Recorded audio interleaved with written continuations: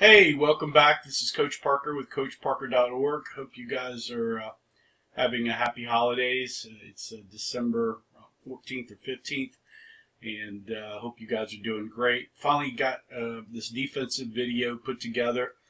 It's a summary of kind of what we saw in an 8U division this year, and just kind of wanted to go over what we did as far as our defensive adjustments out of my 6'2 multi-8 youth football defense, which is for sale over at CoachParker.org. So let's get started. This is a summary of the 8U defensive adjustments that we used, just to give you a little background about our league. It was the 2017 fall football season here at KYA. We're a rec league, but pretty, very highly competitive rec league. There's a bunch of select coaches around.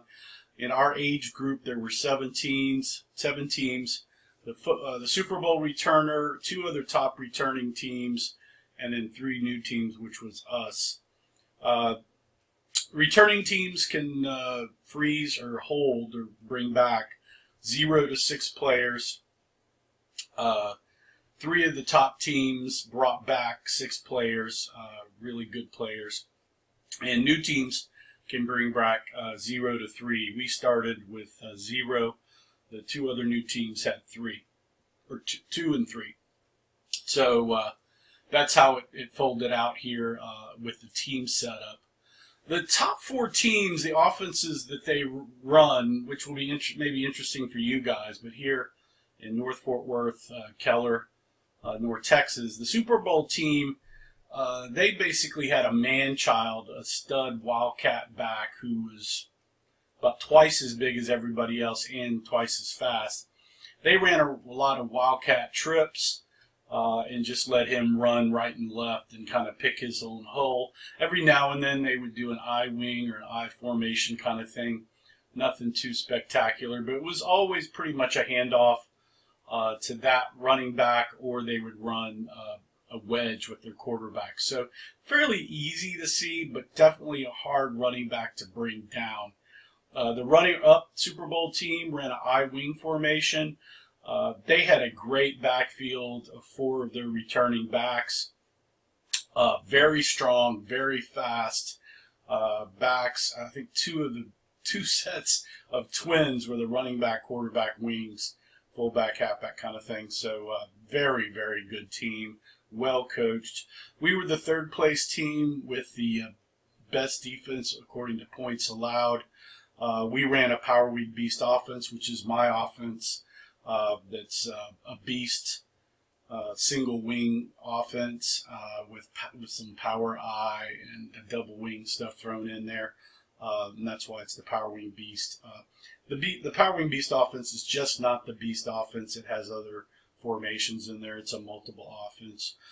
We had a really big, powerful beast back, tier 1 back, great back, and then we had a good running quarterback. The 4th place team, they ran a lot of jet spread kind of stuff.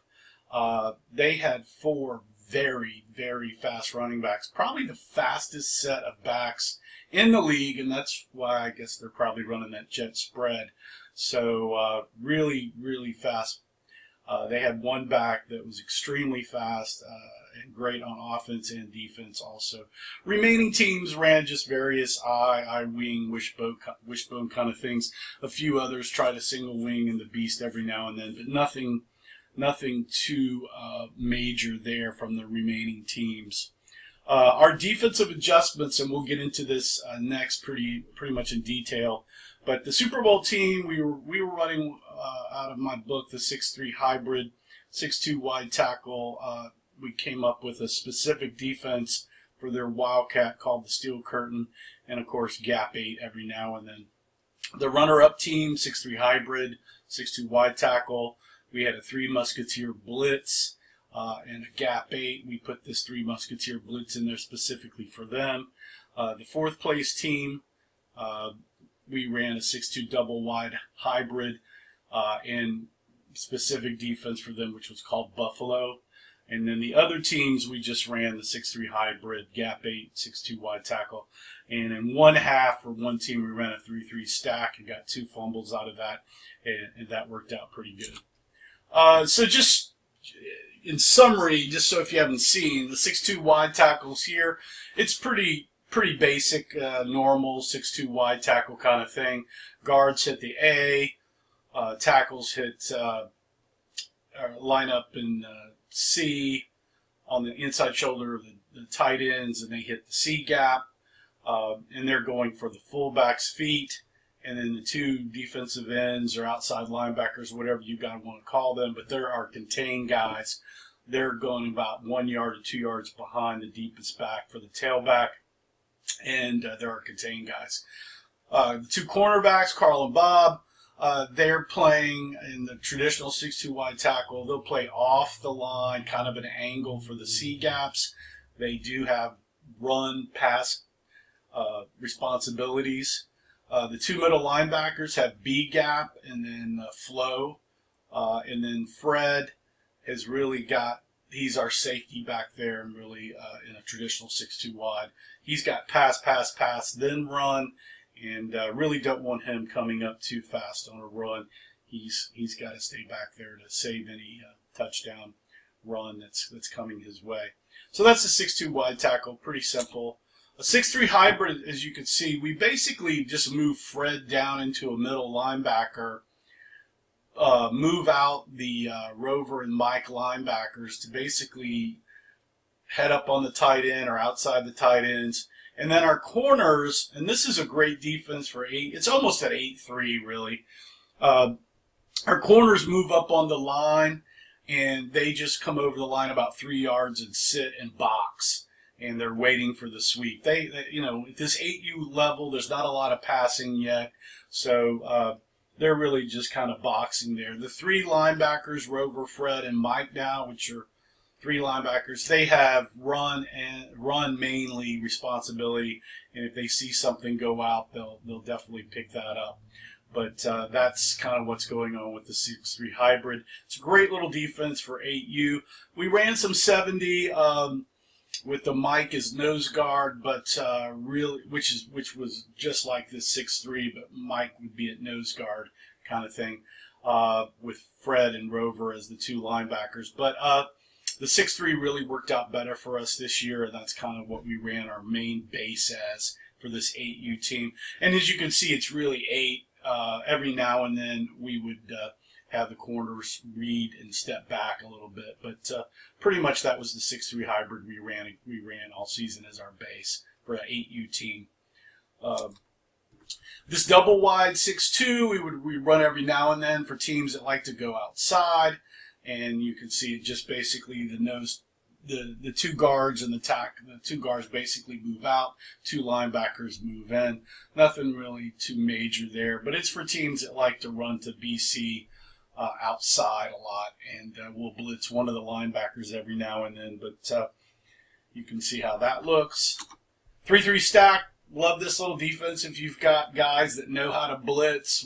Our guys weren't real big blitzers. So we ran this 1 half, but didn't really work out like I want. You really have to have some kids that understand how to blitz and get through there. And so that's what's going on there in the 3-3 stack. And then, of course, you know, always the gap 8 for short yardage or goal line if you need it. You see the Mike and Rover out of the 6'3" hybrid step into the C gap, where we go into a 6'2" tight, basically, where the tackles have B, the guards have A's. The DNs are almost crashing at this point. They still have contain, but really we're not thinking anything's going outside. Corners need to play contain, kind of pass if they see it, help anything that breaks through the middle, and Fred's kind of playing a middle linebacker there. And so let's just take this first team that we're running a Wildcat, and this is the Super Bowl team, and we didn't really adjust in the first game that we played them, and we lost by a touchdown, which was on a kickoff return by a lineman who thought he was Earl Campbell. But this defense held them pretty well. It was tied except for that run back by the lineman when he thought he was Earl Campbell running 60 yards down the field. Great run, by the way. But we ran this 6-3 hybrid, as you can see. And you can see you're kind of weak out here with the 3 trips over here. And he would just get the ball and run. He would scat back and run opposite directions every now and then. But this was their big play. And like I said, this guy was a man-child, the best back in our age division. Big, fast, very hard to tackle, great stiff arms. And if he got to the outside and you did not disrupt him in the backfield, he was gone, or for big yardage. So this was very difficult to deal with. So I came up, this team was the Steelers, so we just came up with this steel curtain defense. And as we adjusted here, so we took out the gunner from an A gap and put him basically over here on the wing back. Moved the D end out here onto the fullback, and then the corner would take this outside guy, play this outside edge. These 3 guys in the middle, the 2 tackles, would head up on their tackles, nose guard head up, and they're basically bull rushing just straight back through. They didn't really run down the middle too much on this.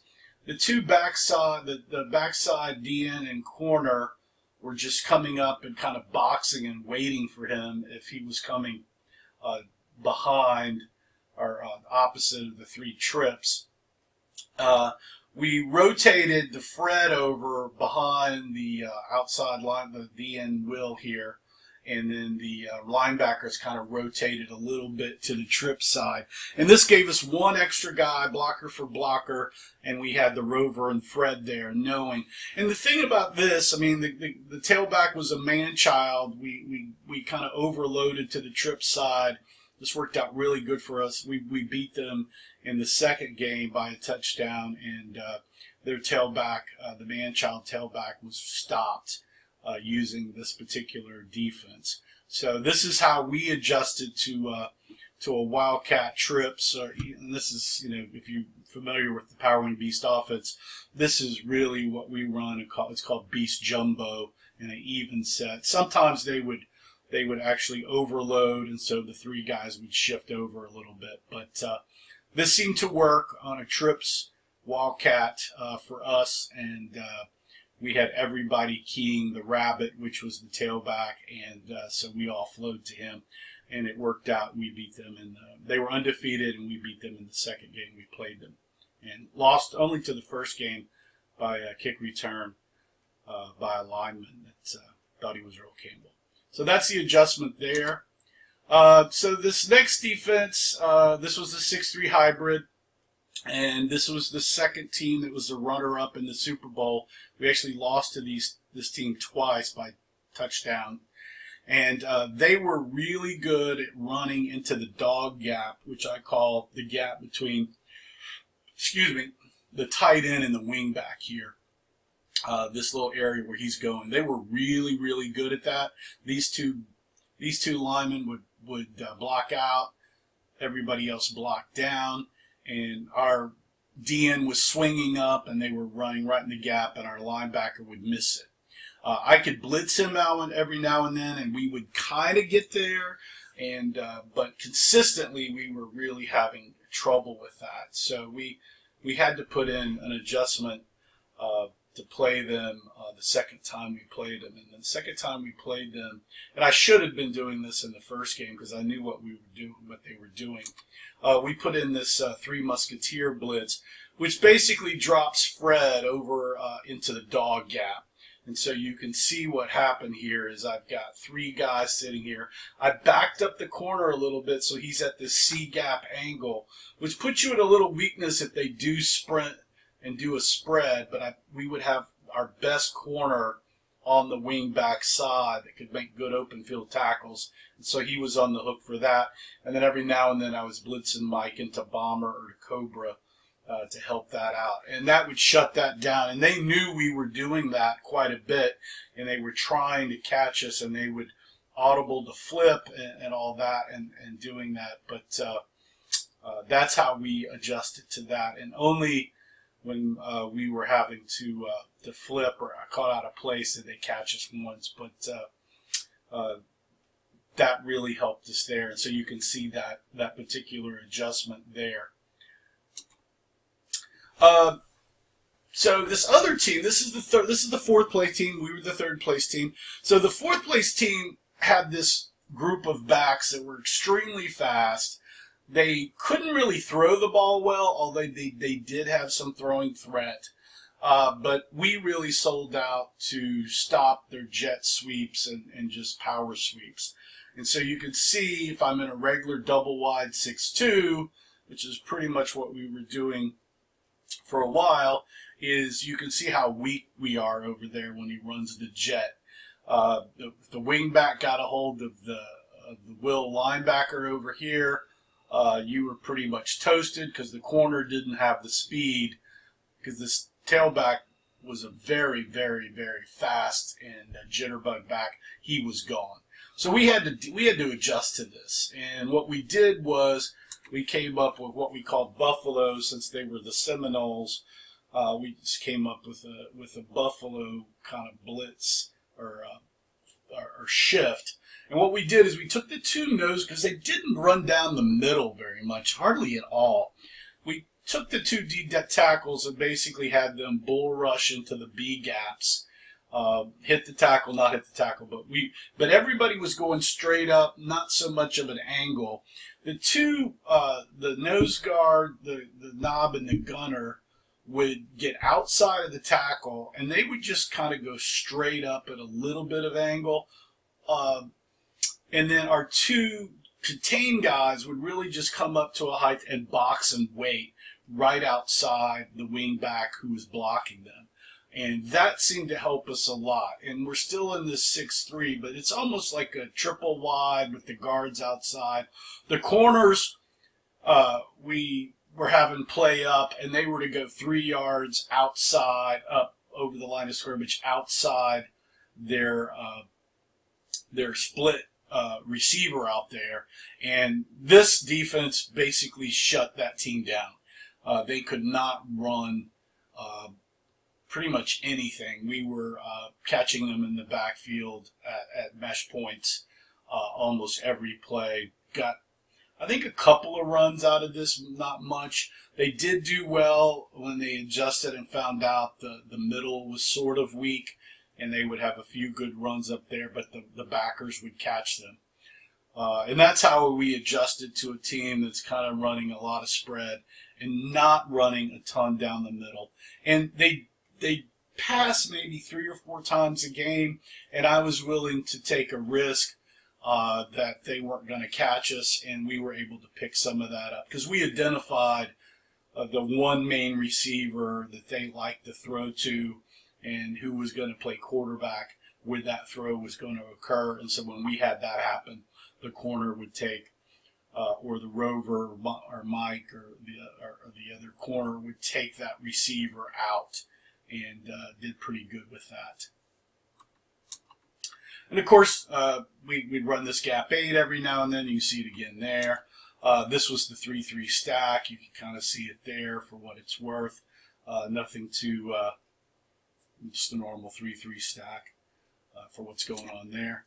In summary, on the adjustments, that I could make for any defensive coordinator, defensive coach, even if you get my book, the 6-2 Multi-8, and it's a multiple defense and a lot of blitzes and a lot of shifting, and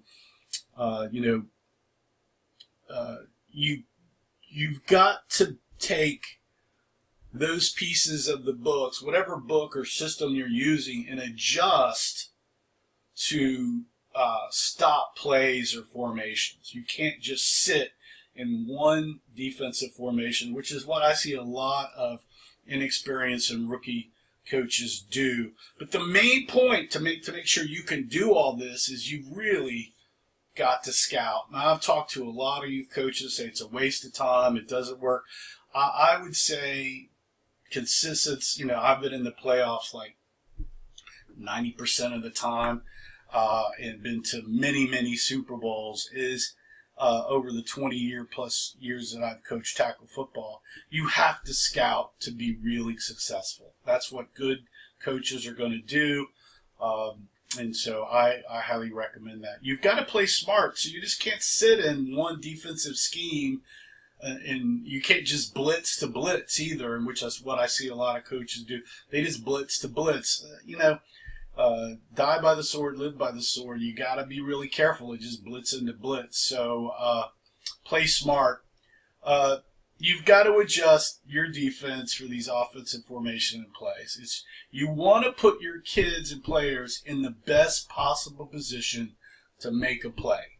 That's what I'm trying to do, is to put my players in those best decisions. And I tell the kids, if I made an adjustment or I call the blitz and we're out of position and they score, make a big play, that's my fault, and I own up to a lot of that. So, if I haven't made a significant defensive change and a team beats us, after the game, I tell the kids that's my fault.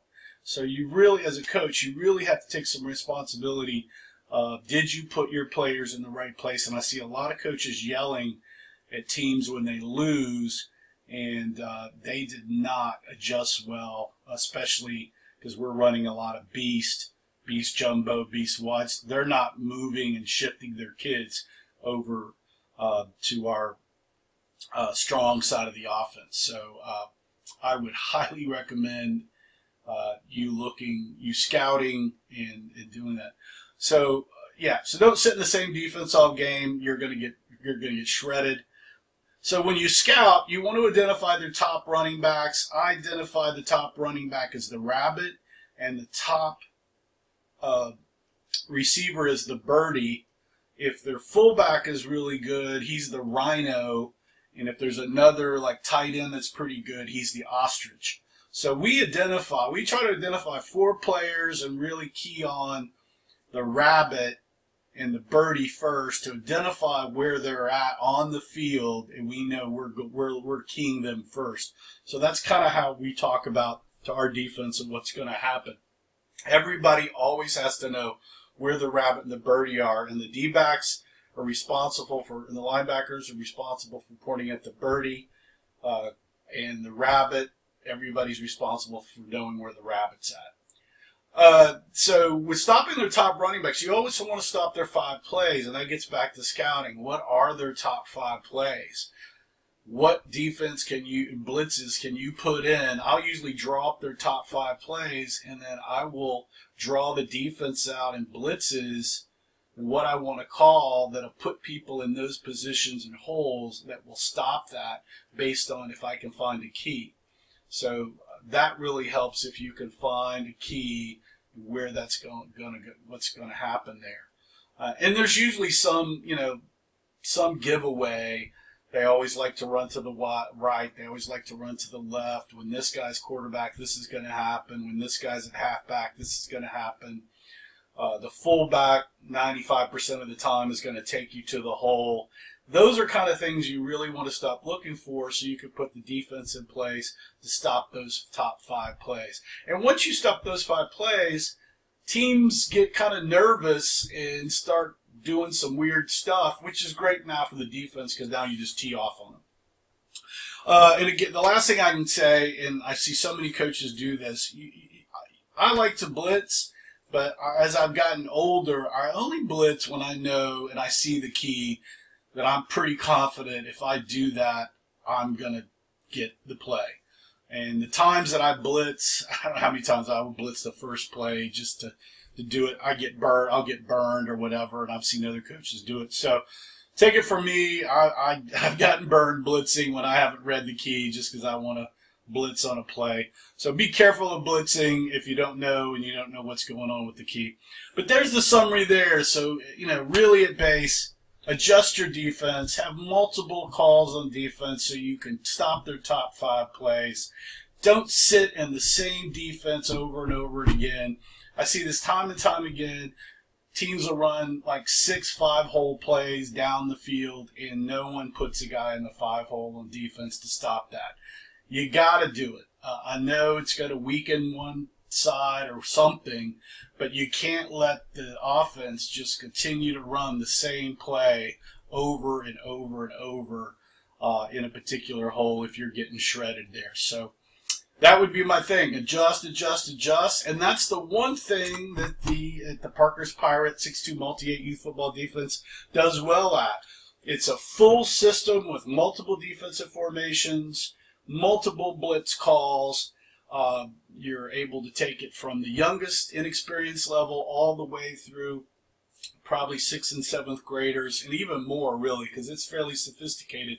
But it can be as simple and as sophisticated as you need it to be, and it's all based around a 6'2", which is one of the easiest defenses to learn and to move in and out of other defenses for, and it's a great youth football defense. So I hope you like this video on my defensive adjustments for Fall 2017. If you like the video, please give me a thumbs up below. If you'd like to see more of these type of videos and stay in touch, please subscribe. If you've got a comment, didn't understand something, would like to know more about something, or just have an idea for a new video, please leave me a comment below. If you think your defensive coach or head coach would like this, please share the video. And of course, you can always buy my youth football playbooks over at coachparker.org. I've got this book, the 6'2 multi-8 youth football defense. I've got the Power Wing Beast offense, multiple offense for youth football. I'm currently writing a running spread book, which is in draft form, which you can get right now for fairly cheap as I'm writing it, and it'll get more expensive as I start to complete it. But those books are available right now. I both have them on digital, quick download, and in hard copy. So yeah. So hey, this is Coach Parker with coachparker.org. Hope you enjoyed the video. Remember to play for fun, and winning is funner. See you guys later. Happy holidays. Ciao.